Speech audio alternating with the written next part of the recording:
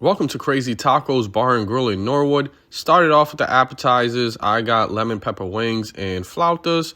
Also had to get a burrito and a pineapple flavor.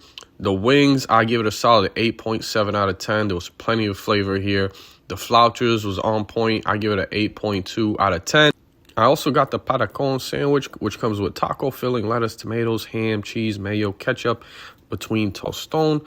If it was a little less dry, I'd give it over a 9, but at this point, I give it a solid 9. Also got the birria tacos. Can never go wrong with these. I also give these an 8.5 out of 10. Come check it out. Let me know what you think. Where should I go next?